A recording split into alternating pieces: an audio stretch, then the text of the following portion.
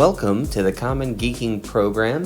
Typically, this is a book club podcast for geek culture and or a repository for geek news and things of the like, a smorgasbord for geekdom as our group of friends likes to come together and provide you with our takes on these sorts of things and hopefully give you some funny and insightful new perspectives on the world of geeks. Now, in that vein, I do need to say that this week we are not giving you a normal episode. And the reason we aren't is because we have been hard at work at something else. We have just launched a new podcast we are calling Dice Populi. It is a tabletop role-playing podcast. We're currently using Dungeons & Dragons 5th edition to tell a story called Dicey Waters. And the first 3 episodes of that are currently out, with another one coming out this Wednesday. The show can be found at Dice Populi, dicepopuli.com, and on the Common Geeking Program website. And I personally have put a tremendous amount of work into it. It's got original music, it's got character voices, it's got light sound design, and a lot of thought has gone into it.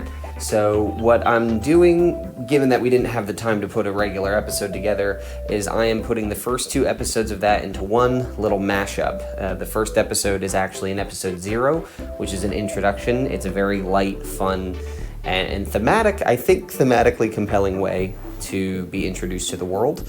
And after that is the first episode. So this will be about 90 minutes, which is about the length of some of our longer episodes. If you haven't checked out Dice Populi already, stay tuned for this. I think you're going to have a good time. And if you do like it, go check out Dice Populi and subscribe to it wherever you subscribe. We have the RSS feed and Apple Podcasts and Spotify and a bunch of other links on dicepopuli.com. Our goal right now is to be back in 2, maybe 3 weeks with another episode of CGP proper. Though we are sort of reevaluating how we're going to make this show. We know we don't have a giant following, and we know that that a lot of work goes into it. So we're really trying to find the best way to strike a balance with our lives. But this new show is certainly a passion project, and hopefully something that a lot of you listening to this show will really find some enjoyment in. Like, share, subscribe, rate, all that sort of thing, for this, for that, for how you doing, whatever works. But I'm going to stop talking now. I want to thank you for tuning in, and I really encourage you to stick around and at least see how this shapes up. And if you like it, we have got plenty more. So stay tuned for Dice Populi, and thank you for listening to this. Long ago, after the founding, the continent of Terlanter was as verdant as it was violent. A few used its proper name. Many only knew it as the Warlands.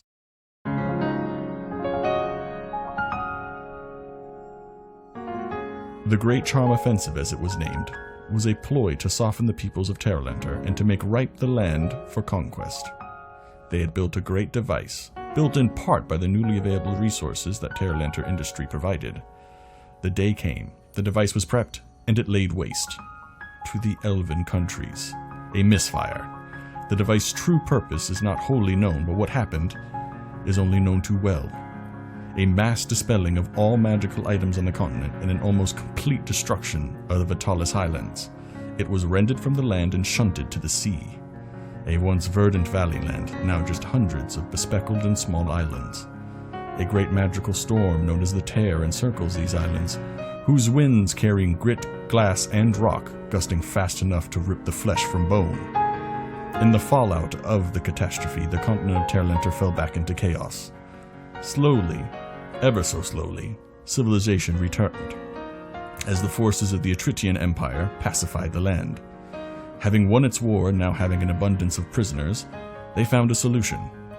Using great armored ships, they were able to traverse the Tear, deposit their prisoners, and left them to create a livable world for themselves. Only told one thing: if they were able to amass enough items of value, they may leave. Thus started a great tradition of the continent of Terlanter moving its problems somewhere else. Eventually the empire fell, and a new tyranny born. The Mage Lords. Their hold on the continent is absolute, and anyone in their way, if not outright killed, are taken to the islands, known as the Badlands.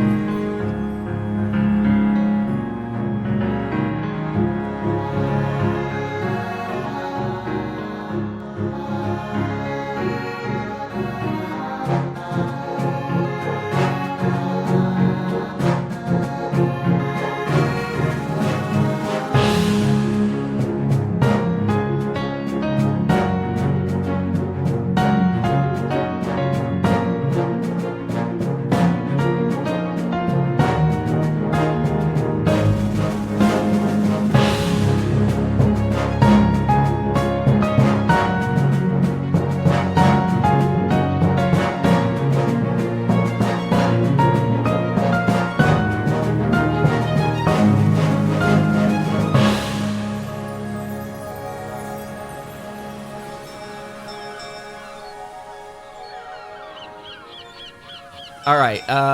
Okay. How do we want to start this? Welcome to Dice Populi, or welcome to the making of Miami Dice. Better. Welcome what were the to other? Don't Dice Inside Me. Welcome to Dice on My Chest, Dice on My Face.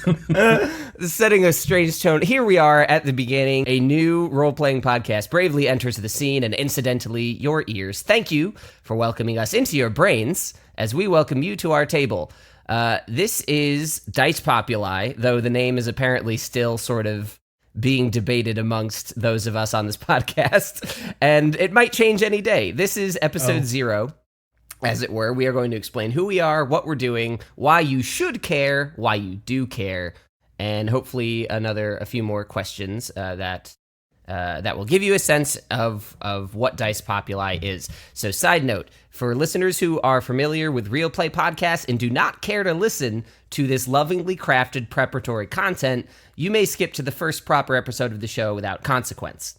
For everyone else, this is a podcast where we are going to try to tell stories together using tabletop role-playing games. Dice Populi is going to feature a few of us. Well, my name is Colin. I am introducing the show and floundering, apparently. I just realized I don't have my dice near me, and that's like a huge fucking mistake. That's the name of the show. I am going to be dungeon mastering a lot of this story, a lot of this campaign. And I would like to introduce the folks that are going to be doing that with me, because our format's a little bit different. How about we roll for initiative to see the order in which we introduce ourselves? Am I adding my character's initiative? How about you add your own initiative, whatever you think that is. So like a -5? Okay. Yeah, A -5. 0, son. Well, I got a 2. So I got a nat nat 20. Oh, I got a nice. strong 9. Okay. So we're going to go in order. So, Tat, you had a 20. Sorry, mystery person who needs yet to introduce yourself. Who are you and what are you doing here? Hello, my name is Patrick Brem. I'm here because I'm friends with all these losers. Oof. And we're gonna play some Dungeons and Dragons. Yeah. It's weird though, because I'm friends with all of you from different points in my life. Like Colin and Matt are from my childhood, and then Ryan's from college, and then Josh, I've only ever met you on the internet. But I'm just a complicated AI. Yeah, Josh, I've never seen you, so you could just be a figment of my imagination, and everybody thinks I'm crazy. But I'm here to play some D&D and to DM some D&D, just all about D&D. So who's next up in the initiative order? We had a nat 20. Who's below that? I rolled an 18. -5? All right. I'm Josh. I'm a figment of your imagination. And I'm very excited to be playing D&D with you guys. I've been playing D&D since I was like 14, 15, 13, 12. I don't know, somewhere That's in a the lot of ages. 14, early 15, 13, 12. pubescent stages. Yeah, no. Hey guys, do you want to play Dungeons and Dragons? Roll for initiative. I'm excited to be playing with you guys. All right, and who had next up under 18 on their roll? Ryan, what'd you have? I had a 2, so I think I'm pretty safely last unless somebody. Okay. Yeah, no, I had a strong 9, but -9 is a 0. So, Well, okay. No, I'm kidding. Well, let's go with the nat 9. Hi, I'm Matt. I am here. We're about to play some Dungeons and Dragons. In my spare time, I enjoy long walks on the beach and avoiding peanut butter at all costs. For no reason other than the sport of it. Nobody laughs.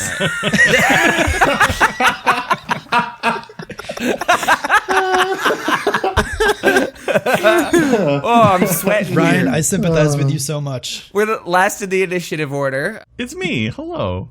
I'm your friend, Ryan Mossbarger. I'm your friendly neighborhood dungeon master who you ignore on the daily. What fucking neighborhood do you live in? I know all these guys. Well, I know Pat from college. I know Colin from yelling at him over podcasts. And I know all the rest from this podcast and preparing it. So I feel like we're all friends now. And I'm gonna be dungeon mastering the first thing that we do, the first the first real thing. The first real thing we do. I drew the short straw. So everybody here is saying they're a dungeon master, which might seem confusing to the typical real play. Real play. You're talking about tabletop. the dice game Dungeon Master, right? Yeah, and we're not talking about like a sexual dungeon master. Oh, well, this isn't for me anymore. Yeah, no whips I'm and so happy. chains unless your character has proficiency. I'm just going to edit in a bunch of sound effects of phones hanging up and then a dial tone and see if people turn off the podcast after we say that. No, so the format of this podcast is a little different. So I'm the dungeon master in that I am going to be sort of structuring our first campaign. Now, we are playing Dungeons and Dragons. That could change in the future, but the first game we're playing is a campaign that we are calling Dicey Waters. I will be making sure that the entire campaign is in order because each of my 4 friends here are going to be running their own one-shots in this world. The idea is we want everybody to get a chance to Dungeon Master, to run the game. We also want them to find interesting new things that other DMs might not think of. So we're going to have a pretty rich and varied approach to building a campaign. I exist as the person tying it all together, so I will be running an introductory arc called Escape from Farpoint, which will introduce you to the characters and the setting. And the first episode of that should already be in your podcast feed. So if you just want to jump into the action, go right ahead. After that, we're going to have one-shots run by Ryan, then Josh, then Matt, then Pat, and each is going to have its own sort of flavor and its own surprises.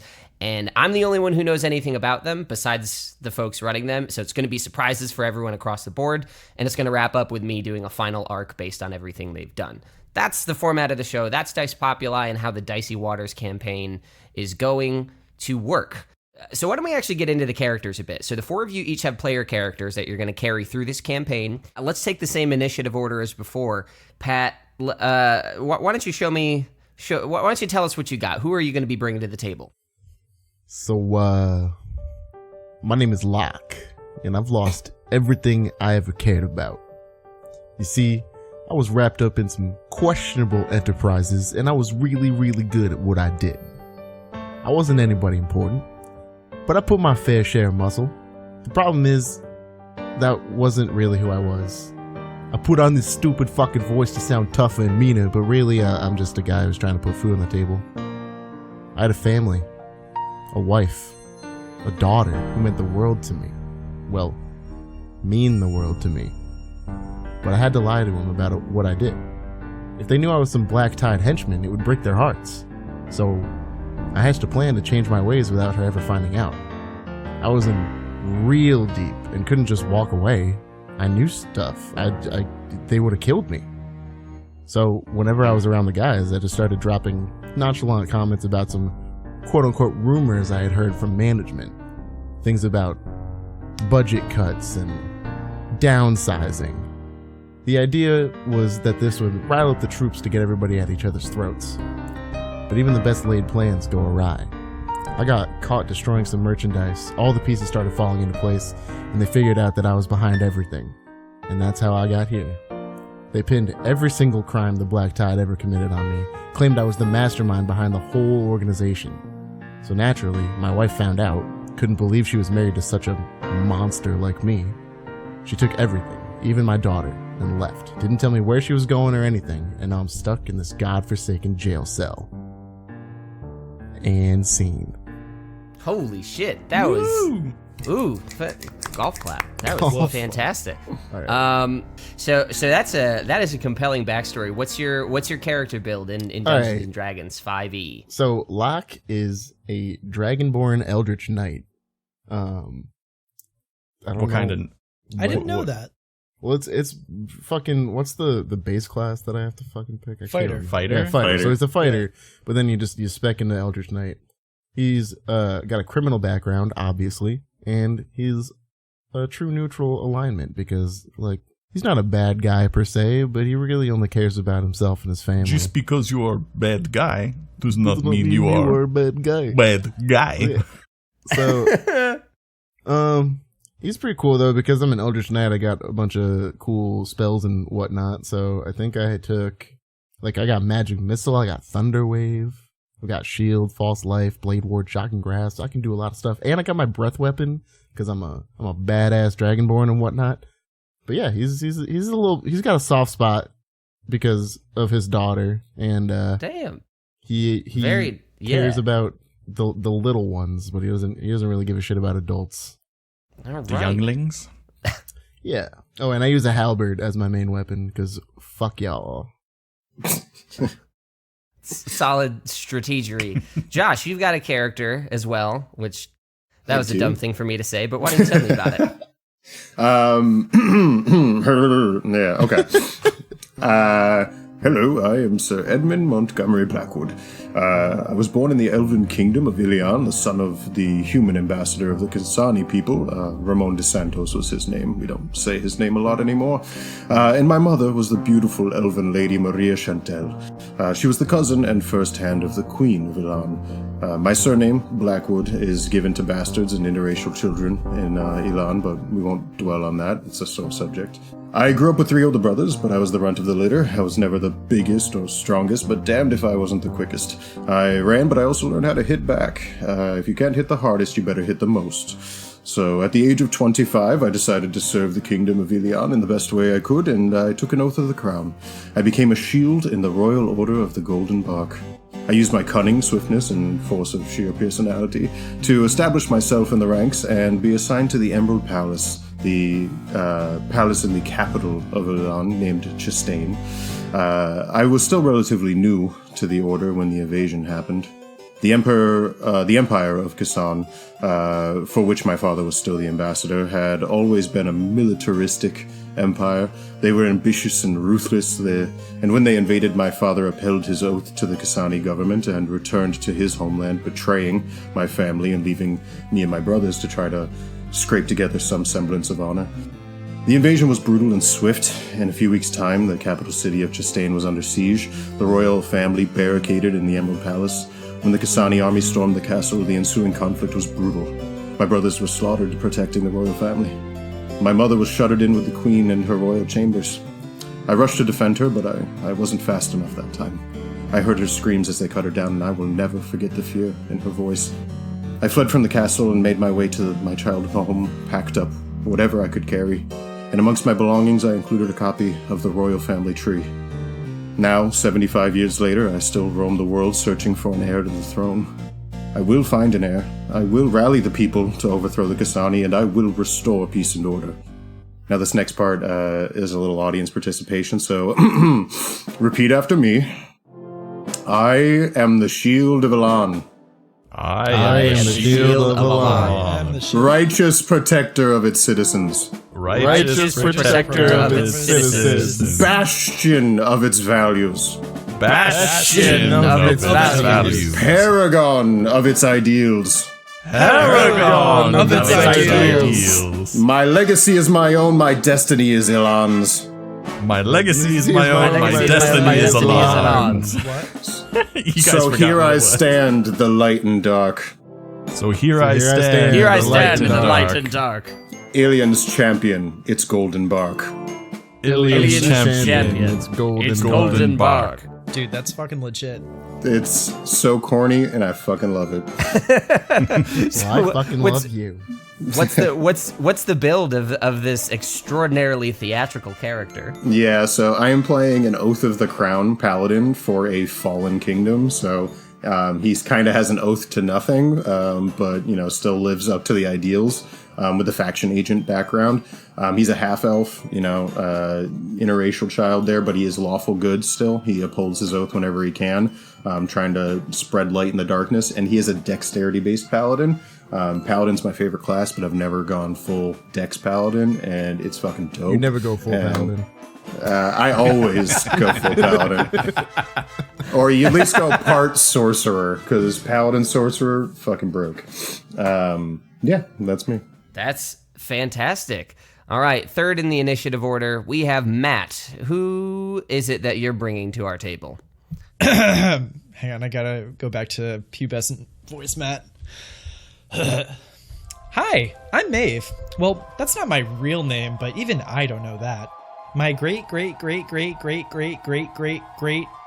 great-great-great-great-grandpa was some asthma person thing who had magic powers, but he was very nice, and I think he hurt a lot of people.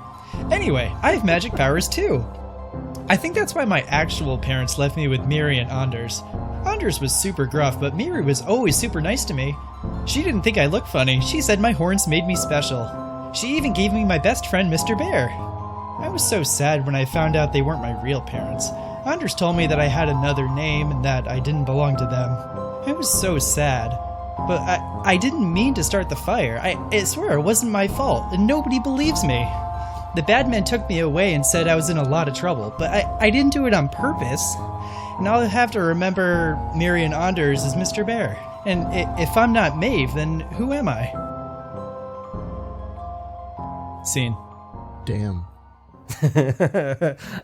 I keep forgetting that like I'm not just listening to something that already exists, and I have to talk to you guys because I'm honestly kind of wrapped up in this. So Maeve, Matt, why don't you tell us a bit about Maeve's build? So she is a sorcerer, a wild mage variant.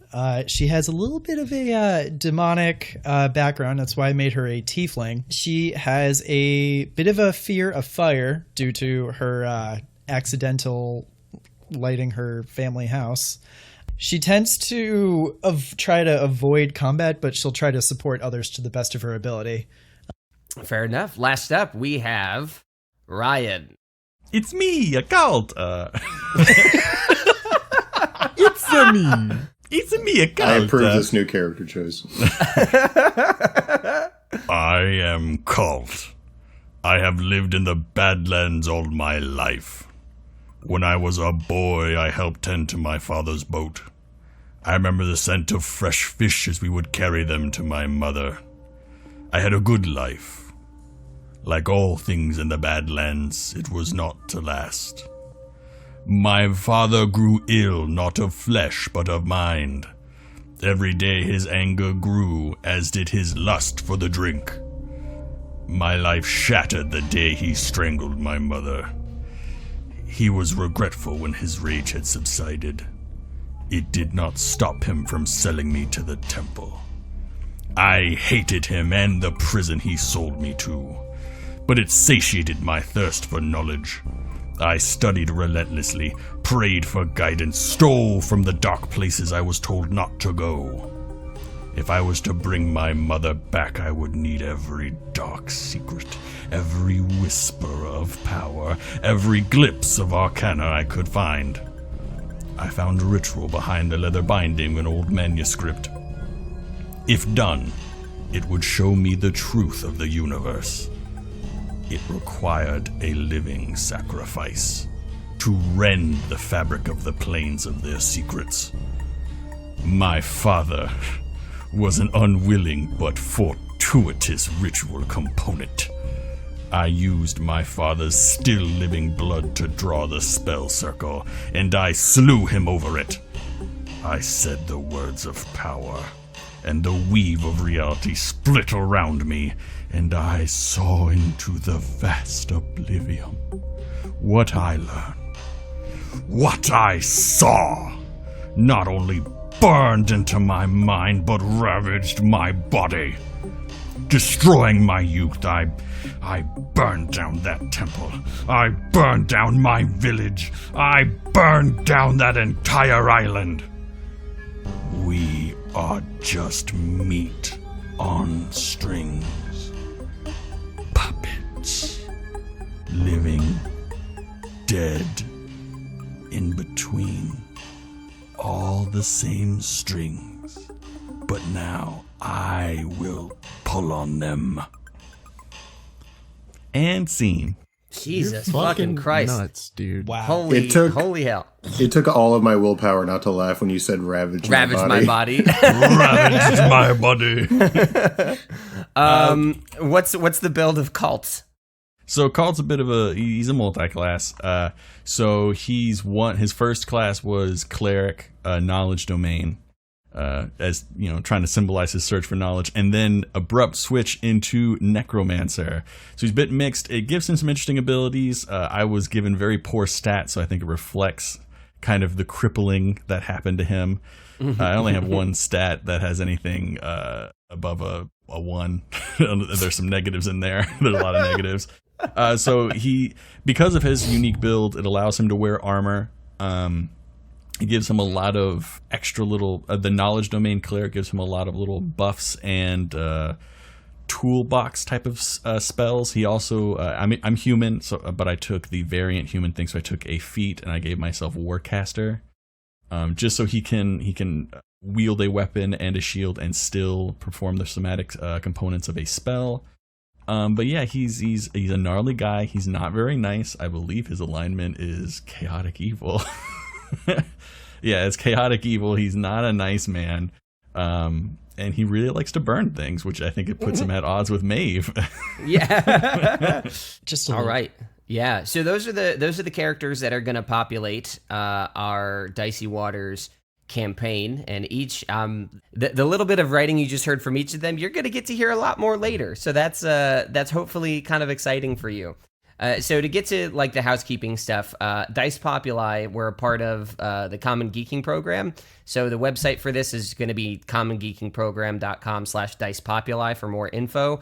Dice Populi is going to release the first and third Wednesdays of every month. It'll be mostly bi-weekly, except for those months with the extra Wednesday. But to try to get you guys into it a little faster, and because we want you guys to enjoy this show as much as possible, the first arc, Escape from Farpoint, we're going to be putting those episodes out weekly. So you have this and episode 1 in the feed right now. Next week you'll have episode 2. We're going to finish Escape from Farpoint and a little piece of interlude content before going bi-weekly for a regular show once Ryan begins his little one-shot here in the Dicey Waters campaign. And if you guys enjoy the show, please share. Like, we're doing this for fun because we enjoy it, and we want to bring other people into the loop. I've even started like putting some PDFs together to see if like I can put the adventures into documents, but we don't really know what we're going to do with that just yet. But if there's any interest, let us know. We can see what we can do. But as far as production, the 5 of us are performing and writing and everything. But for editing, that's all Matt. Matt is going to be doing that, and I'll be doing music and sound design. You heard a little of that here. It'll be more cohesive in a proper episode, I promise that. So, yeah. These are the folks that are going to make up the show. We've already got a few in the can. Do any of you guys have anything else you want to say or bring up before we wrap this prelude? I don't think so. I hope you enjoy it.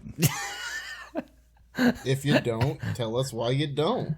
Yeah, that's a big thing, I think. For when we do debriefing episodes between one shots, I would love to I'd love to even talk with you guys about like what works and what doesn't, because I mean, there aren't a lot of games where it's all DMs. That's a pretty unique thing. I think that's going to be fun. So we're just going to critique the hell out of each other. Yes. I'm also just probably the DM who has the least knowledge on the rules, so I ask a lot of questions. Oh, I will challenge you very hard on that one. I haven't, my regular campaign has not met regularly in a while, so I think I've slipped on most of the actual things. I'm mostly leaning on Ryan and Josh to correct me. Well, don't worry. When everyone's a rules lawyer, no one is. Well, actually, I looked on page 194 of the player's handbook, and I think it's different. All right, cool. So I think we're gonna wrap this up there, just to give you a little taste of what's coming. I am Colin Ketchen. I'll be the game master for Dicey Waters. The 5 of us are going to jointly operate a Twitter, Instagram handle at Dice Populi. So hopefully that'll be fun. We'll each have our own stuff to put up there, and we'll post when new episodes release. But yeah, if you want to find me online, I'm at SonicColinK. Pat, do you want people to find you online too?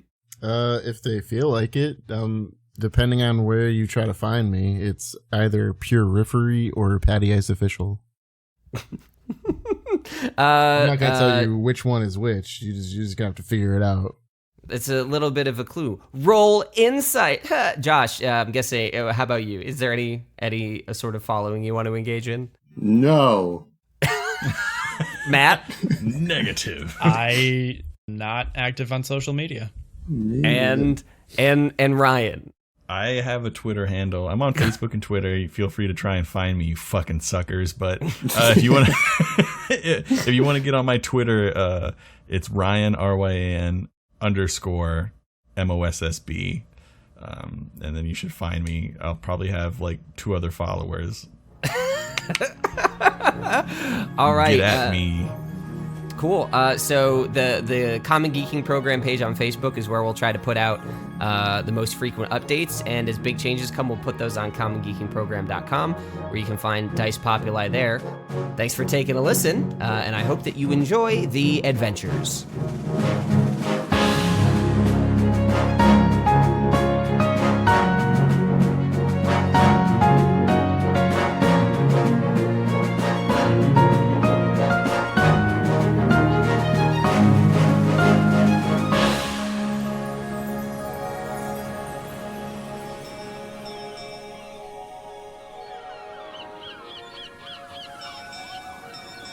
The first thing you notice is the smell.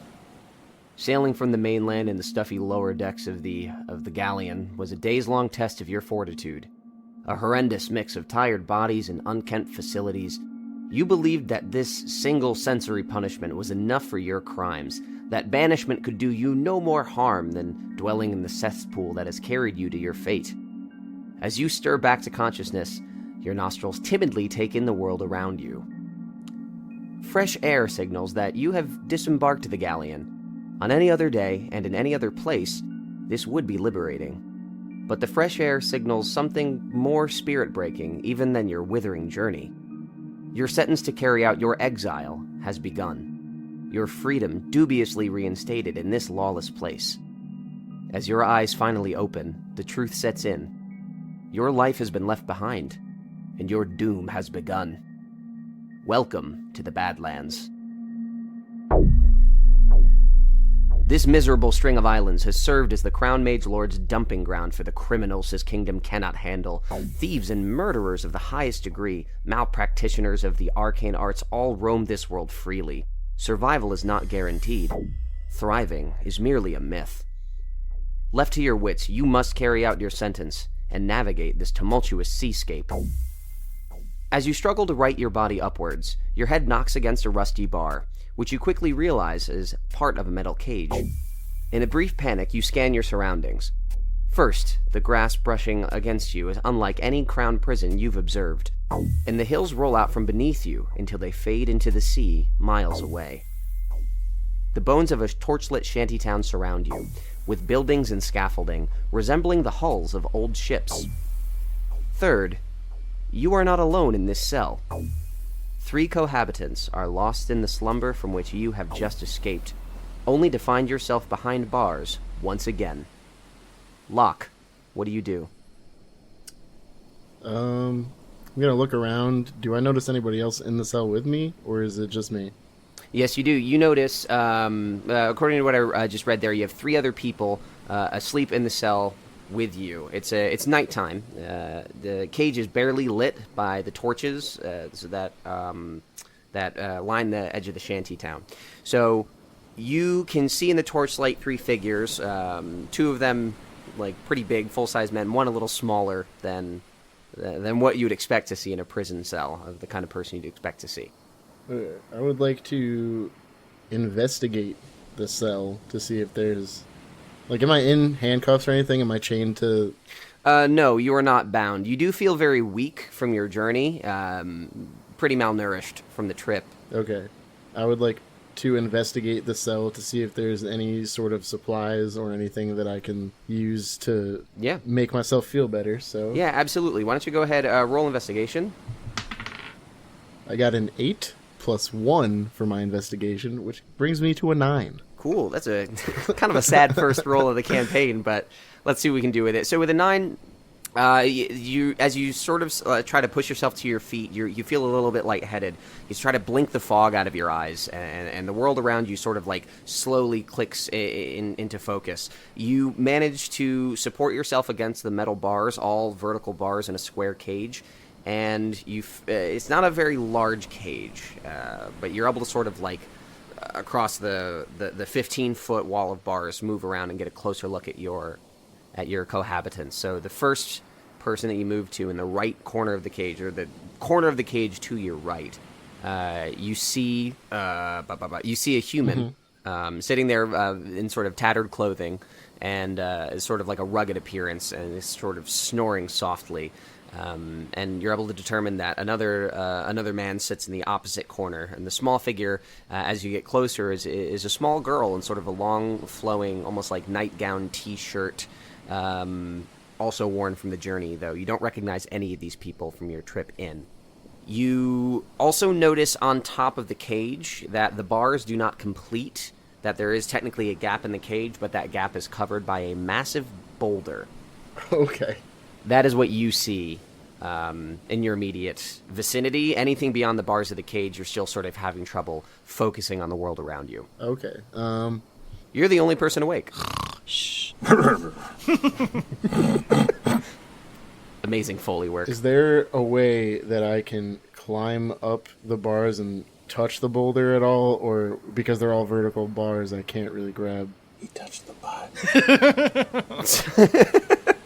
So the dimensions of the cage, it is 15 foot by 15 foot. So that means that the boulder is it's like dead center. Yeah. So you'd have to like hang off of those bars to get in there, and it's 8 feet high.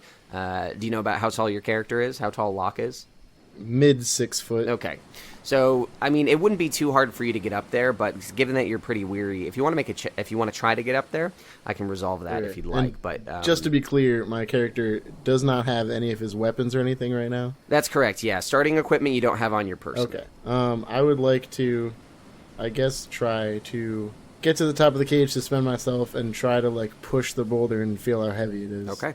I'm gonna have you roll an acrobatics check, but it's gonna be at disadvantage because of your sort of sorry state. Okay. So first roll is a 16. Okay. And then the second roll is a 14. So 14 plus 3 acrobatics, 17. 17, you are able to sort of grip the bars, and you notice that they're not like in great shape. There's like these rusty segments that like scrape skin off your hand as you try to shimmy up the bars, and you dangle not too far off the ground, but enough to be a little uncomfortable in your dizzy state, and you sort of inch your way across the bars on the top that sag downward where the boulder rests on them. And you touch the boulder, you don't notice really anything special about it. It's a big rock sitting on top of, well, the only visible escape from the cage. I would like to make a strength check to try to move it. Sure. Would you want me to do disadvantage again because I'm like... Yeah, I think that's pretty fair. So I got an 8 for the first roll and a crit fail for the second, so... You touch the rock and you die. The end. No. So, with a critical fail, you reach up to you let go with one hand and you try to swing your arm up to hit the boulder and touch it. But as you do, you immediately lose your grip with the other hand as it cramps up and you slip and you fall to the ground with a thud. Roll a Constitution saving throw for me. I got a 7 and my save for Constitution is 4, so that's 11. So with an 11, when you hit the ground, you kind of let out a bit of a yelp. You just got punched in the gut, and you're just like the wind knocked out of me. And yeah, exactly. Gotcha. Do you want to give me an idea of what that sounds like? Maybe. Awesome. At this point, with that sound, Ryan, your character begins to stir. You were snoring softly in the corner, and your eyes begin to flutter open at the sound of that that your cellmate just made. This stirs you back to the edge of consciousness. What do you do? I look around. What do I see? I have to clarify because I'm extremely curious. Is Colt saying this out loud? No, yeah, I guess. What do I see? Yeah, I'll look around. Yeah. Locke falls to the ground. Did you hurt your bottom? Colt, you see basically the same thing I described to Pat as far as what Locke sees when he opens his eyes. You are probably not as off-put and not as in unhealthy a state, just because you did not arrive here by the same means that Locke did. So you sort of have your senses about you, but it takes you a bit to wake up. You groggily open your eyes, and you clearly can see. Do you have dark vision by any chance? Nope. Okay. So what you see is, like, flickering in the torchlight, you see someone sort of, like, groaning, rolling around in the middle of the cage. and then 2 other people on the opposite end of the cage also sleeping in the corners. Who are you? What have you done to me? I ain't done shit to you. So edgy. What's going on? I heard somebody hit the bottom. Yeah, that was me. You whinny like a girl. Who are these other 2 roustabouts beside us? I ain't know nothing more than you do, brud. Wow, brud. Brud. Meant to say bud, but Brud, whatever. No, what if brud is Brud. is like a pretty common Atridian colloquialism, coming back from hundreds. Yes, Gotcha. So it's a bruh and bud, all in one. Brud. obviously it's in canon. I am not your brud. Okay then. I guess I'll try and stand up. Is there enough room for me to stand up? Yeah, there is. It's 8 feet high, so when you stand up, you're able to sort of like fully extend all your appendages. You can even reach out in between the bars. The bars are only about like 6-7 inches apart, so you can like stick your arm out of them, like whatever you got to do to get comfy. You're good. You wouldn't want to touch him. Cal uses Mage Hand to try and stir the 2 others. I just like mess with their faces. Yes. So as you right under the chin, you kitty scratch them. Tee-hee. Jesus Christ! Wakey. Who's doing that? Eggs and bakey. The DM says from the sky, "Who's Jesus Christ?" My landlord. So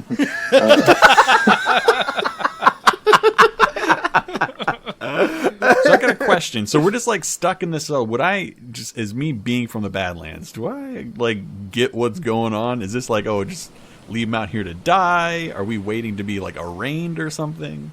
I'll have you roll a history check for me. Pretty good with history. I'm gonna go ahead and roll. Bring on. It's cocked. Let's see. Worse, I got a nat 1, so I don't know nothing about this. Cool. Off to a great start, man. 2 crit fails already.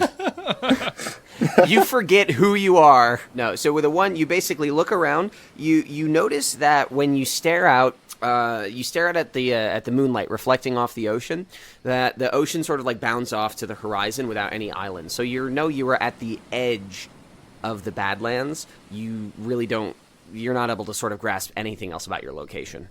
We are far from home. All right, which one of you rapscallions tickled my mustache? I'm just going to point, like Locke is going to point at Colt. You better watch it, boy. I'll box your ears in. I would like to see you try. I start limbering up in the corner. So do we start killing each other or what? I'm sorry, your character's first name again, Josh? Edmund. Edmund. Okay, because I know. Yeah, okay. So Edmund, I know that you also had sort of a bit of a different journey here, but given your circumstance, you are also feeling a little malnourished. So you're able to stand up, but you sort of wobble as you do. So I got a quick question. Yes. So what do I have as far as like equipment? Am I wearing my clothes? Am I like naked? You guys have all your clothes. So anything that you were wearing when you departed is fine, but anything like tangible weapons or equipment that could be used to escape is gone. You know, trinkets in your pocket, like that stuff is usually there. I have an important Yes. question. Do I have my familiar with me still? Yeah, you can cast it. Well, I can dismiss it to its own plane if possible. But Do we have our armor, if that counts as clothing, or... Yeah, I would say if you were wearing armor, you're still in armor. I guess, well, this is worth exploring now, and this could be fun to do in character. You all sort of came here in slightly different ways, and I think that's going to inform whether or not you guys have clothing or armor. So, Colt, you might have armor on your person because you were not brought here by the Empire, but Locke may have had his armor taken from him going through that arrest and arraignment process. Do I have my teddy bear? Yeah, nobody would have taken that from you. Oh, thank God. My word, is that a child? Hi, mister. How you doing? So Maeve apparently snaps out of her slumber more easily than anybody and cheerily I greets kept her. them both awake. Oh, you did, but like she's she's not like groggy, yeah. she just had like 8 cups of coffee. Yep, that's Maeve. So okay, so yeah, go ahead. So Maeve, you introduce yourself to Edmund. Hi, I'm Maeve. What are we doing here? Well, that's a wonderful question, child. How did you get here? I may have gotten in some trouble. I didn't set the fire, though. It wasn't my fault. Oh, my You word. didn't set the fire. We didn't set the fire. It just started burning. Okay. So there's no exit. It's just a stone on top of this cage. There's a giant boulder resting on top of the cage, which, like, as you all sort of, like, rouse yourselves to consciousness, I assume Locke may point it out to you if you don't catch it yourselves. We must move this boulder somehow. Ooh, do we want to get out of here? Well, yes, that would be ideal. Oh, yes, I want to get out of here. Okay. I cast Enlarge Reduce on the boulder and shrink it down. Okay. Just the right size to kill us all. Rocks fall, you die. So when you reduce the size of a thing, does it reduce the mass of a thing? It cuts the size in half, and the weight is reduced to 1/8 of normal. 1/8 of normal. Okay, cool. You cast this spell, and you don't really give anybody a heads up. You just say, okay, I'm going to do it. And the issue here is that Locke is still standing in the middle. So you manage to cast, you cast on the boulder, and the boulder shrinks in size before anybody really knows what's going on. It's still a pretty heavy rock. So when it falls, Locke, I'm going to have you make a dexterity saving throw. Okay. Is that your boulder? That's a nice boulder. Crit fail. Jesus fucking Christ. Wow, crit fail. All right. So basically, the It smashes your head in. This is our podcast. cult, you have your faculties a little bit more.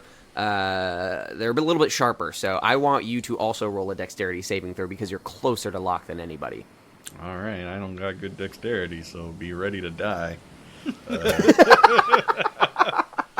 I would hope that it wouldn't outright kill me. So, It's falling That's it. 2 feet. No, it's falling 8 feet. Count rolled a 3. A 3. Okay. That is a 2 plus 1. So Colt sees this all happen, but is not dexterous enough to do anything about it. As the, I would say that, Locke, you try to sort of skirt yourself out of the way, and the boulder still weighs at this point, like 100, 200 pounds. So it is going to land on your foot, and I'm actually going to have you take... Oops, sorry, mister. You take 6 bludgeoning damage as this boulder, reduced in size, lands on your foot, and you hear the crunching of some of the bones in the tip of your foot, making it even harder to stand, perhaps impossible if you don't get that sorted.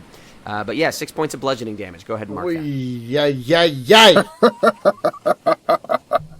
Well done, child. Well done. So, we need to get out of here, because that won't stay small forever. Oh. I ain't gonna be walking right now. You scaly one. Can you carry the weird Brooklyn one? I think he is the scaly one. The scaly one is the Brooklyn one. Oh, Yeah, I forgot who the Dragonborn was. I am the Dragonborn. I get real super close into your face, Locke, and I like get over to your ear, and I'm going to use healing word on you. Oh. I'm going to whisper something What real is- creepy in here, but I'm just going to roll it first. You get 4 hit points back. 3 plus Nice.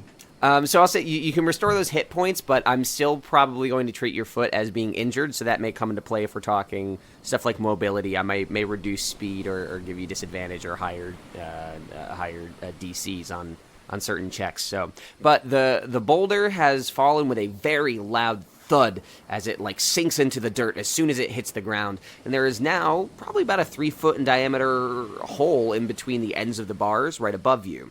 Again, the top of the chamber of the cage is about 8 feet above your heads. The rock at half its size is maybe about 1.5 foot tall off the ground, which gives you a tiny bit of a boost. So the creepy thing I say to your ear is, I give you some life. Know that I may one day take it back. Jesus Christ. I have a question. How long does the boulder stay small? 1 minute. I have an idea. Oh, all right. All right. Wait, hold on. How does this work in I'm character? gonna scoot over to the small child and pick her up and stand on top of the boulder. Ooh, Ooh, thanks, mister. No, hold on tight, child. This is going to be a bumpy ride. So I want to ask, because you guys are making, I presume, correct me if I'm wrong, you guys are expecting the rock to rapidly expand and catapult her out? No, the both of us. The both of you. Wonderful. So I want to ask, in fiction, how do you know this? Well, she said the boulder was going to go back to its normal size. I assume it'll get tall enough to climb out. Out of character, but So this is a good question. Matt, your character Maeve, how aware is she of the limits of her power? Does she know the rock is going to expand like this again? She knows. She's like, she's a kid, but she she's sharp. She's sharp, but she knows that like she can't like concentrate forever on it. So she's sweating. Okay. Holding her teddy bear in one hand and holding Edmund's hand in the other, the two of you stand on top of the shrunken boulder, mere seconds away from the point where you expect it to expand and sort of launch you out of this cage. As you do, right? We're not just going to stick around. Well, I mean, do all of you want to get on top of the rock? Yeah, I'll. if I can. If I notice him wobbling, I'll whisper something more creepy, and I will use guidance on him. He has a D4 for an ability check. Yeah, if you want to go for it, you can go for it. Crawling up the rock is very small at this point. It wouldn't be. You guys can just get on top of it. There's no check for that. Is my foot like pinned underneath the boulder though, or? No, I think you were able to sort of get it out. You did move out of the way, but with the crit fail, I had you take some damage. That's all. So you're out from under it, but your foot's just in bad shape. I guess I'll try to hobble onto it. So all of you are like basically like huddling on top of this tiny little boulder, waiting for it to launch you. I want everyone to make a perception check for me. Okay. Natural 20. Okay. Cool. 8 plus 2 is a 10. I got a 3 plus fucking 3. Got 6. Total of 23, but nat 20. I'm rolling like ass right now. I have a 12 plus 1, 13. So at this point, you are all standing on top of the boulder, and most of you are concentrated with, oh god, what is this going to feel like? How is it going to expand? Is it going to, like, shatter my leg? Is it just going to throw me up? But Colt, you, with your basically keen sense of sound, you hear some rapid but sort of light boom, boom, right outside the cage. And as you turn around, you see a very, very tall, giant person moving towards the cage with a club in one hand and a boulder under the other arm. Now, the rock begins to expand, and you all feel yourself in an instant being launched straight upward. And as this happens, the giant is trying to lower a new, similarly sized and shaped boulder on top of the cage to reseal you in here. Now, I'm going to have each of you roll a dexterity saving throw. Locke is going to roll with disadvantage. Does guidance apply to my saving throws? Oh, no, guidance, once you use it once, it's gone. Oh, never mind. I got a nat 1, by the way. So That is an 18 for me. 15 plus 3. I got a 10 plus 3, 13. 15 plus 4, 19. All right, so I rolled for the giant, and I rolled a natural 1. So the way this shakes out is you guys all basically fling yourselves upward, your arms going right in between the sharp edges of the bars, and your feet just barely eclipsing the top of the cage. As the giant tries to lower the boulder, he sort of loses his footing, and the boulder base goes straight over the edge of the cage with an enormously loud thud, so much louder than the one that fell into the middle of the cage, bounces off the ground and rolls off of the edge of what you now realize is a cliff, and soundlessly disappears into the waves many, many, many feet below. And the giant sort of like tries to scramble back up to his feet in a slow nature, but you are now all standing on top of the metal cage. cast Ray of Sickness on it. Okay, so you cast Second Ray of level. Sickness. Why don't you go ahead and detail the effects of that for All me? right, so it is, I roll for an attack, and then if I hit, and he takes 3d8 damage, and then he has to roll a con save or he's poisoned. Okay, cool. So you cast that. Why don't you go ahead and roll your attack? So 18. 18. I'm going to say that I got it right here. Yep, that hits. So I have to make a con save? Well, yeah, I mean, you take the damage, but Okay. for the con save is if you're poisoned for next round. Poisoned, you have disadvantage on pretty much everything. Okay. Hold on a fucking second. I lost my Apple Pencil. Where did I put it? No. Product placement. Oh, Apple Pencil, so fancy. Take 16 I am points. so fancy. Take 16. Hashtag not sponsored. You take 6. Hashtag corporate shill. He takes 16 points of poison damage, and he needs to make a con save of 13. 16. Wow, holy shit. What was the DC again? 13? Another critical fail. Hey, Holy He's shit. poisoned until the beginning of my next turn. So he has disadvantage on attack rolls, ability checks, and All right, so I'll keep that in mind for time's sake, with the turn being 6 seconds. Except that we are not in combat as of yet. I know that you've just launched an attack, but we haven't entered initiative. So the giant getting up from the ground basically is bombarded by the spell that you effortlessly cast against him, and he sort of starts to just like cough and wheeze as he's brushing the dust out of his face, and he's like, You weren't supposed to get out. Go back in. Go back in. And you were supposed to die. Why, what did I do to you? You keep me in a cage. I don't keep you anywhere. I work for the Far Lord.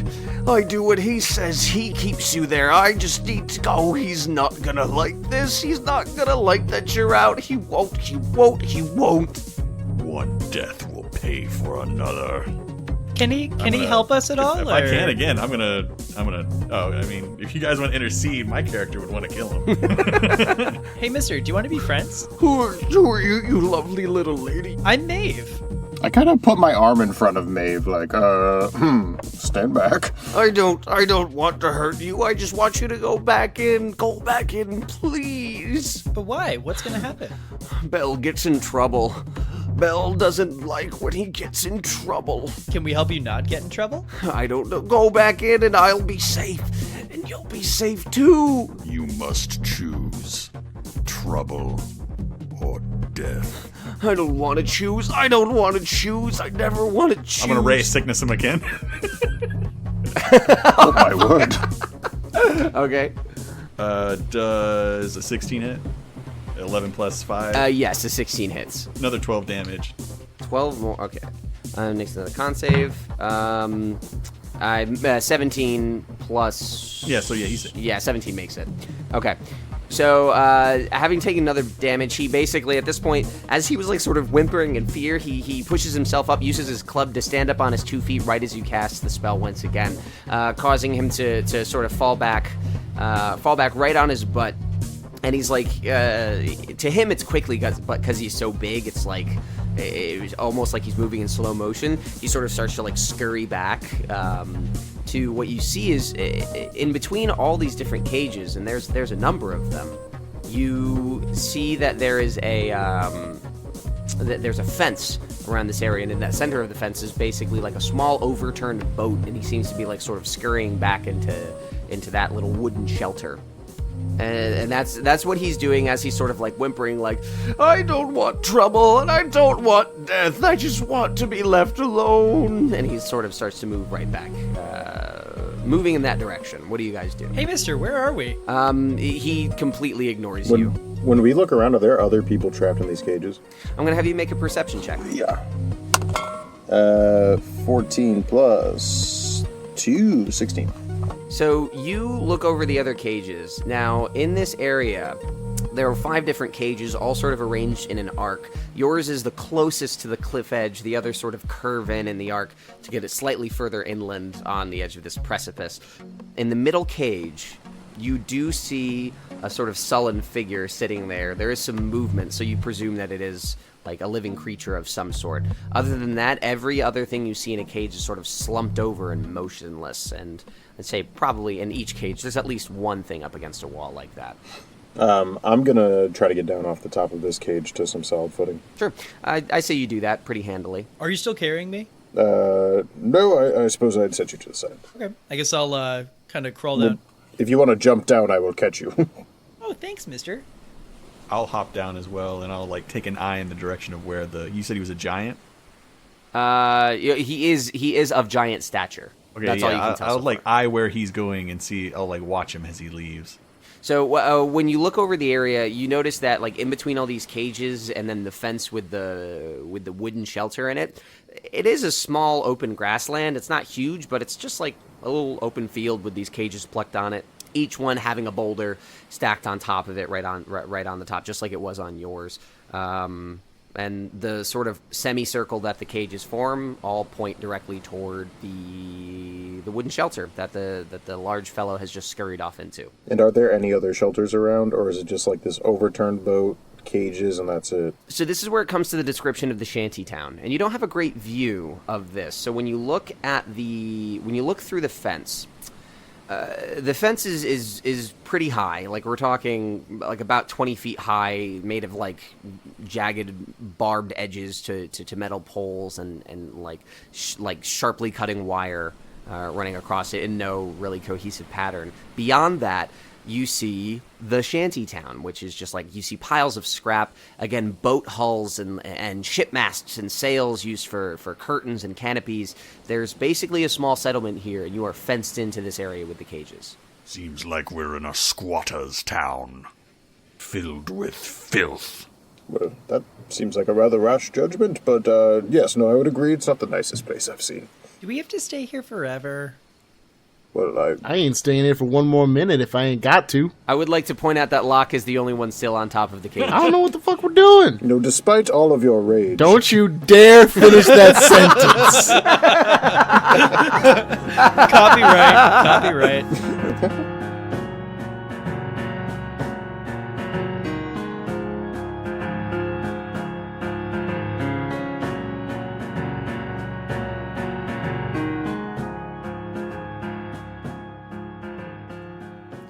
Hello, and welcome to the first episode proper of Dice Populi, a tabletop role-playing anthology series. That's a mouthful. I'll do better next time. Thank you really so much for listening to our show, Dice Populi. We are very excited to be playing this game together and to be sharing it with you. For anybody who listened to our 30-minute introductory episode, this little breakaway is going to be mostly recapping that. But for those that haven't and just decided to jump right in, my name is Colin. I am dungeon mastering this little adventure, which is Escape from Farpoint. It's only going to run a couple of episodes, and it is the first chapter in our campaign, which we are calling Dicey Waters. Dicey Waters is set in the Badlands. Our fellas are on these islands here, as you've most certainly guessed by the cliffs and the rocks and the waves and all that sort of talk.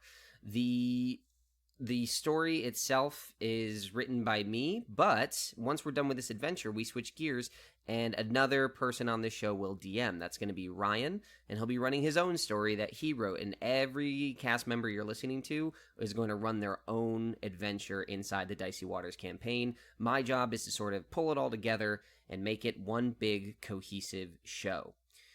We're very excited, and what we're going to be doing is, for this first month, we're going to be releasing weekly to give you a new episode every Wednesday. We have 2 out today, the intro and this, and then we're going to have one next week, the week after. But come September, we are going to go bi-weekly, as is pretty common with real play shows like this. The logistics of this, it does take a very long time to produce, and in reality, only 2 of us really do the production side of it. So starting September, it's going to be the first and third Wednesdays of every month that we put out new episodes. And the best way to stay in touch with that is to subscribe to this podcast on whatever podcatcher you use. We would love it if you enjoy the show, if you took the opportunity to share it with friends, share it online. We are reachable because we are part of the Common Geeking Program at the Common Geeking Program Facebook group. We also have a handle on Twitter and Instagram that the 5 of us run collaboratively. That is at Dice Populi. And you can find our website, which is commongeekingprogram.com/Dice Populi. I got to come up with shorter names for things. Jesus. We're very, very, very happy with how this show is turning out, and we're having so much fun making it. If you have, we have a ton of ideas for things to do in the future. I've been thinking of putting together PDFs of all the adventures we run, but that is a lot of carts in front of this one tiny horse. So just for now, if you enjoy it, let us know, review, share, keep listening, and we'll always try to put out more content for you. You can also check out a couple other shows. This is the 3rd show that we produce under Common Geeking Program. But credit where credit is due. Ryan Mossbarger wrote a tremendous amount of lore for this world, and it is fantastically helpful. Matt Canavan slices and dices these episodes, editing them into something coherent, so you don't hear all the technical difficulties. And my job, aside from stitching all the adventures together, is to write the music and sort of polish the episode and put it out for your listening pleasure. That's about it. I don't want to take up too much of your time. We're not going to have these little breakaways every episode, only when I think we have something important to say. So I'm going to let you get back to the story. I hope that we see you again next week. But for now, enjoy the adventure.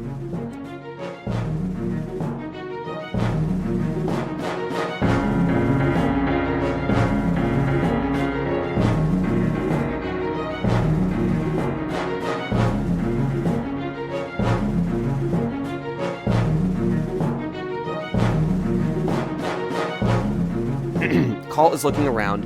Maeve and Edmund have both jumped down. Maeve, are you trying to stay close to Edmund? Edmund, are you keeping Maeve close? What's your Yeah, I think so. situation? He's keeping me safe for now. Yeah, my natural reaction is to try to protect the child surrounded in this giant wasteland. Yeah, no, that makes sense. Locke, do you have any specific actions you want to take? You've sort of been keeping a low profile since you popped out of the cage. I want to go to said shack and figure out what's going on, but I am worried that if I try to jump down, I'm just going to fuck up my foot again. Well, if you jump down, you can certainly try, or tell me however you'd like to get down. Can I see this hesitation in him? That as Locke, are you visibly sort of dipping your toe in the pool, sort of oh, I don't want to. Hey, mister, are you a scaredy cat? I'm more just looking down. I ain't no scaredy cat. Don't worry, if you jump, I will catch you. I'm going to jump specifically in the opposite direction as everybody else. And he so goes off can the cliff. catch me. Isn't that where the cliff is? I could potentially, I guess, but I Death didn't before mean embarrassment!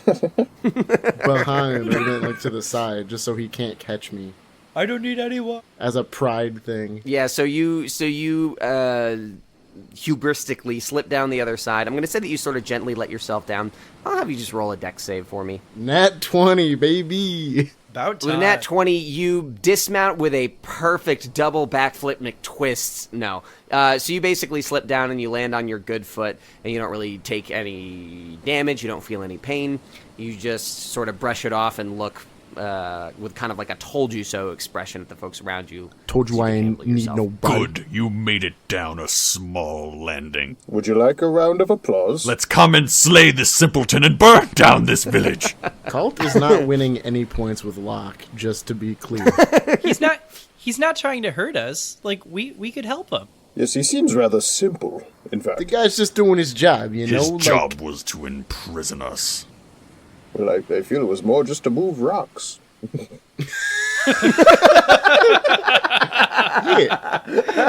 Homeboy did just move a rock. Or two. Who knows? Let's say we figure out who's actually making them do this shit, and we teach them a lesson. I say we burn the lot. I just want to get out of here. Same. Yeah, please, there are children around. If you could avoid Colt the starts topic of laughing. burning people. There is no out of here. All right, so well, here's something that I see happening here. I see both Locke and Colt want to go to the overturned boat to deal with this giant further, but you seem to have different ways of. No. Here, correct me if I'm wrong. You guys want to do it differently. Colt, you want to hurt him, and Locke, you want to talk to him, figure out what's going on. I guess. I more so just want to figure out who's going to make him get in trouble and then just go kill that person. Okay. I wish to talk to him with not just words. I believe he may be our best bet of getting out of here. So I would like to, persuade Cult if I could. Cool.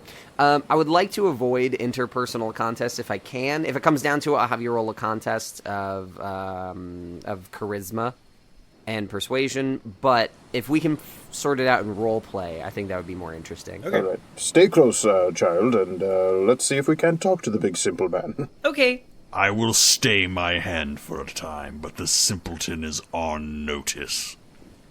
And the narrator notices that Colt plays along.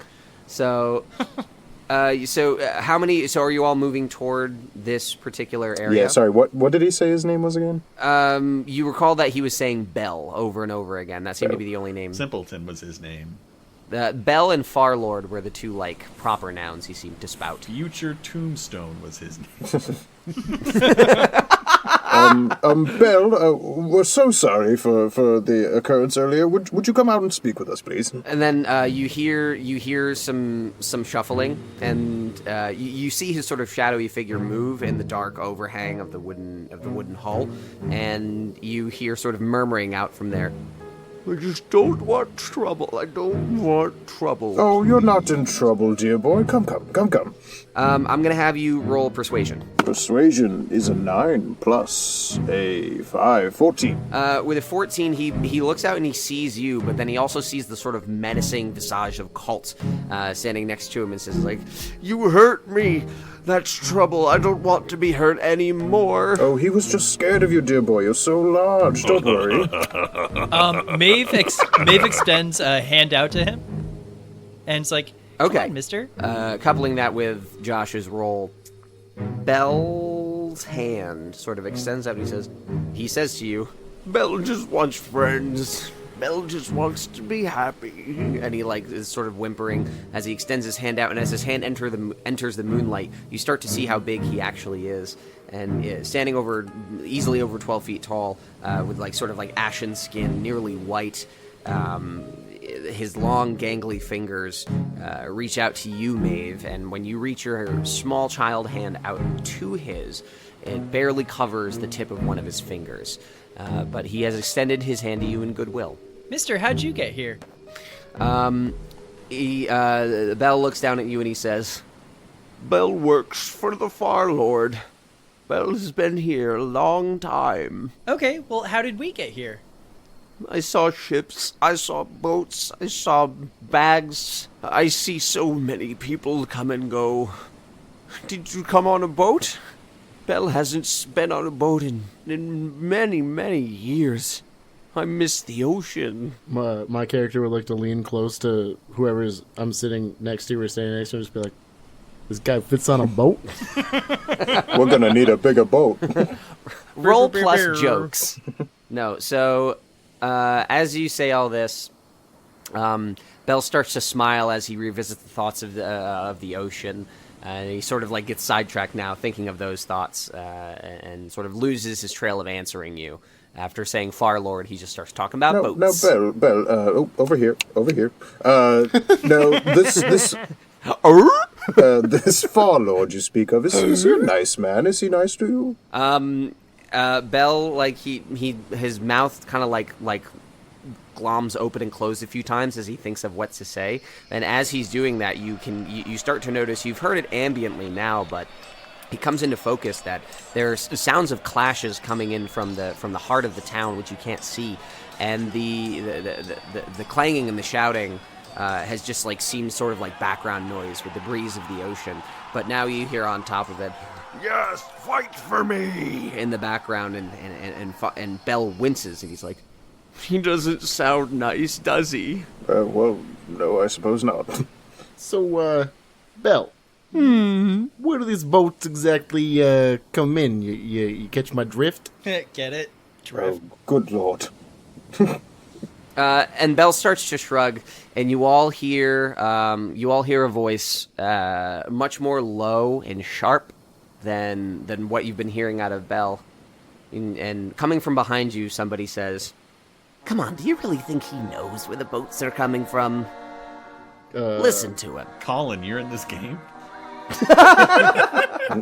All right, that one. Cast Ray of Sickness on that one. Ray of Sickness level 9. Yeah, That's it. Oh, fuck. That's your standard greeting. just spin around and be like, who are you? So, and the figure that Edmund had noticed in the middle cage doesn't really move from their place. You can see that there's sort of like long, stringy hair dangling over some arms as the moonlight pierces through the clouds. The moonlight fades away again as the face lifts up to you, and you see two glinting eyes, and the voice says to you once again, Well, does it really matter who I am? It matters that I'm here too, doesn't it? Doesn't seem like this simpleton is going to be able to get you guys to a boat. Well, I mean, he's not in a cage, so he has a better shot than you, I suppose. And if we don't know who you are, how do we know you can get us to a boat? Yeah, so they don't laugh. An amused smile goes across their face, though, as they slowly start to push themselves up and weirdly skulk to the front of the cage pretty briskly until their hands are on the bars. And then they say to you, well, I guess that's a pretty good point, but, well, I guess you don't know why I'm here, if I could even get out. Making a lot of assumptions, don't you think? I do not like the way this man speaks to us. I do not like the way this man says. I told the dead on him.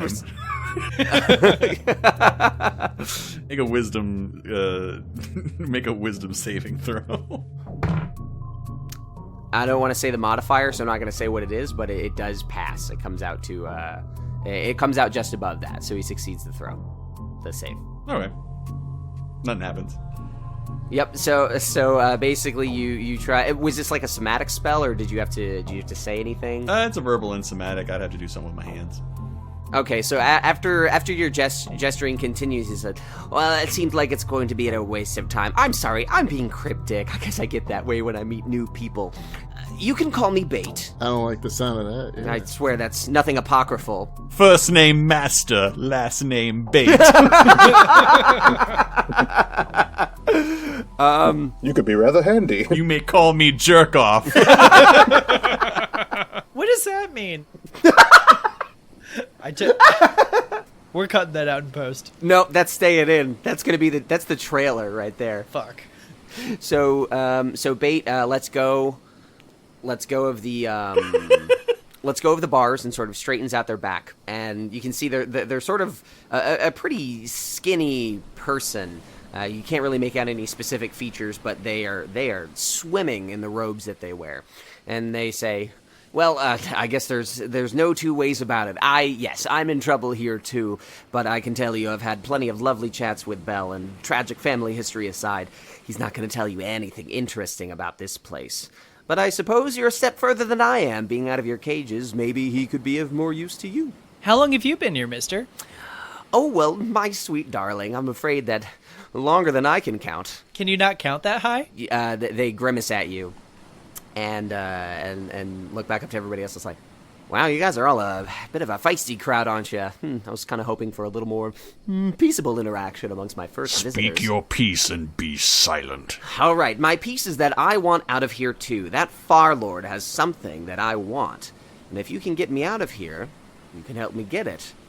I can get you off of Farpoint. And at that point, when he says Farpoint, he wiggles his eyebrows knowingly. You all sort of get that he knows where we are in calling this place Farpoint. So this is definitely just Colin in this game. We should kill him. We should kill him immediately. He can't keep on dodging all of our attacks. We should murder him and wear his skin as a suit. I don't understand why Is there anyone else in the cage with him? There is not. And every other cage seems to have multiple people in it? Every other cage has at least somebody in it, but nobody is moving. Can I go around to look at these other cages and make sure that those people are either asleep or dead? I'm gonna walk with Edmund just because he seems to be kind of a protector. Stay close and don't put your hands anywhere near the bars. Okay. I'm gonna eye Bell. Does he look like? Is he a giant of some kind, or is he just a really big? At this point, now that you got a clear glimpse of him in the moonlight, yes, he is very clearly a giant. If you want to know more, I'll have you roll for it. Okay, I'll roll. What would it be? At this point, I would probably say nature. Ooh, I'm not. I guess I'm all right. It's 9 total. 4 + 5. So basically, in the dim light, with the ashen tone of his skin, you can tell that he hails from at least some sort of highland, some sort of hilly area. But beyond that, it is too dark for you to gain anything else based on your knowledge of the surrounding islands. So going back to Edmund and Maeve, the two of them walking hand in hand go around inspecting the people dwelling in the other cages. Nobody is moving, and upon closer inspection, nobody is breathing. So you sort of gather that everybody else stuck in here is most likely dead. Why aren't they moving? You see, when someone has not had enough food or what, and I kind of awkwardly try to skirt the subject of death with a child, let's ask this gentleman. Excuse me, dangly sir in the cage. I'm sorry, I don't recall your name. It's Bait. Nope.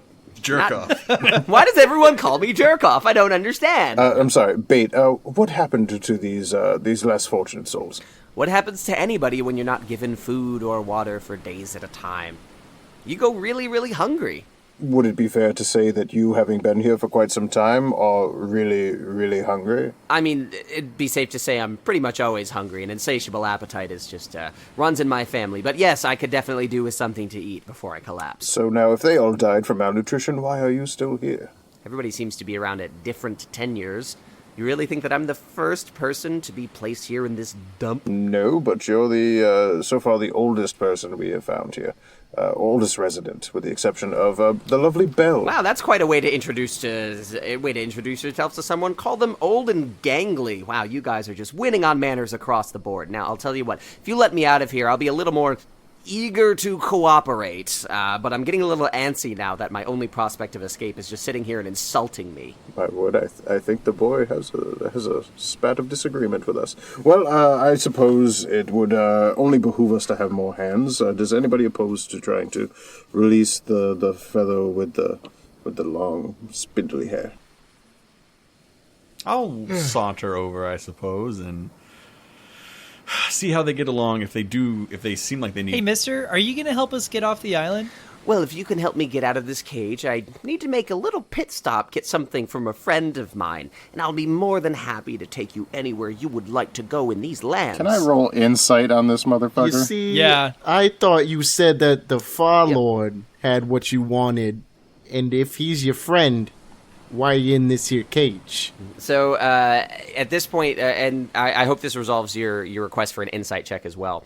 Bait looks up to the two of you and he says, like, hey, listen, it's a little girl. I'm trying not to make it sound all scary, doom and gloom and such. Of course he's not my friend, but I gotta get out of here. Spare her not the gruesome details. Many worse stories are to come.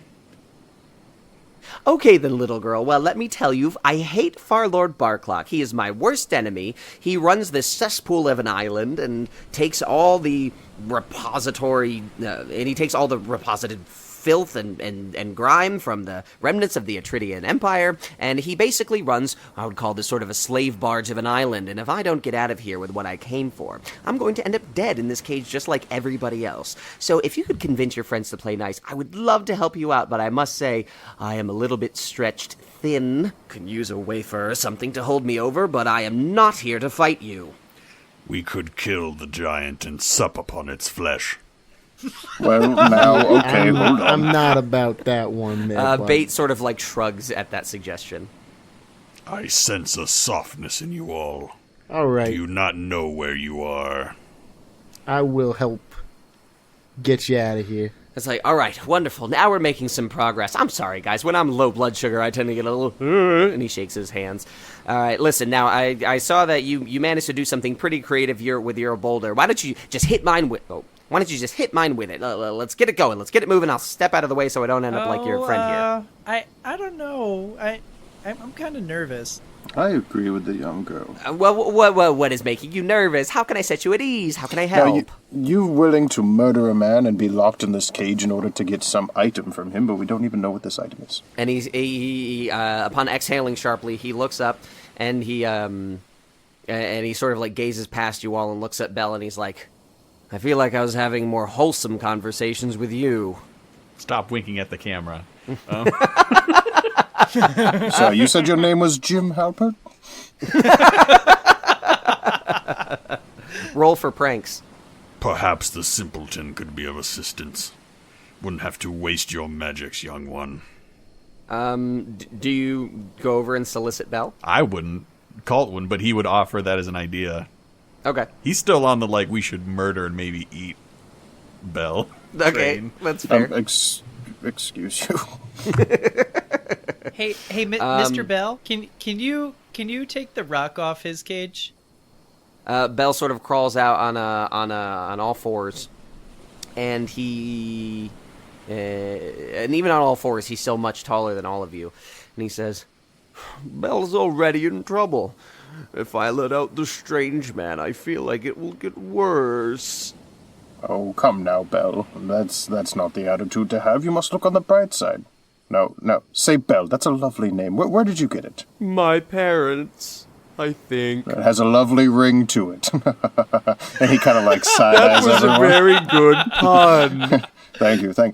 Look, if you help us out, maybe we can help you out. You don't seem to enjoy yourself here too much. You'll be happy if the boss likes you. But I don't think the boss likes me. Well, then I think it is time for a change of occupation, dear boy.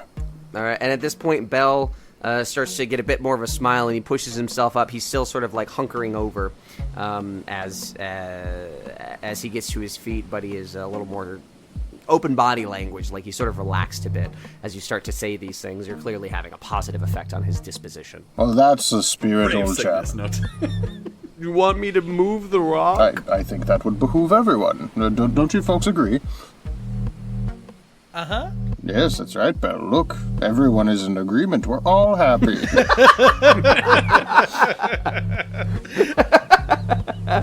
And he said, yes, I think you have a weird read on the room, but okay. No, and he moves over. He moves over to the cage, and Bait sort of looks up at Bell, and he's like, "See, you and I always got along, didn't we? I'm very, very grateful that it's come to this, isn't it? Isn't it, Bell, old pal?" And Bell just sort of ignores him, doesn't really pay Bait any attention, and he just with one hand, sort of like, with a lot of force exerted, slides the rock off the back, and there's another loud thud on the ground, and it's like clang as it bangs against the metal bars on the back of the cage. And Bait, like, very nimbly sort of like jumps up, pulls himself up like parkour style. He very gracefully like slides his legs in between the bars and is now perched atop a single bar tightrope style before quickly dismounting and silently landing with both pads of his feet, his bare feet, on the ground, and moves through the grass toward all of you. Well, this is a happier turn than I think I was expecting tonight. You all are my heroes. You're welcome. You a dick, or is this just how he talks? You could roll insight. I'll roll insight. Not that I'm a very insightful person. Is your mother Shelob? +0. Hey, it's not bad. It's a natural 16. 16 plus 0.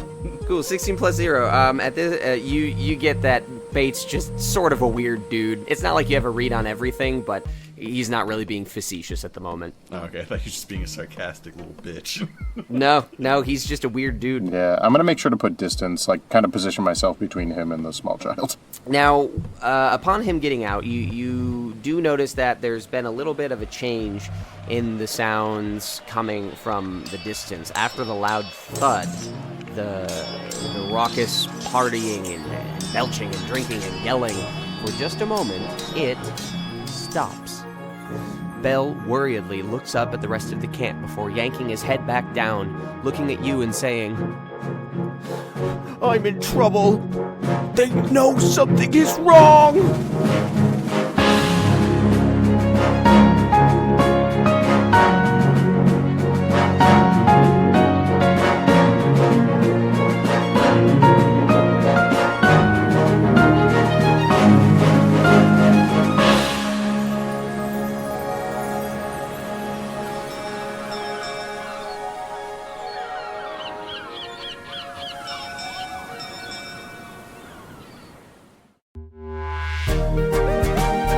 CommonPeakProgram.com.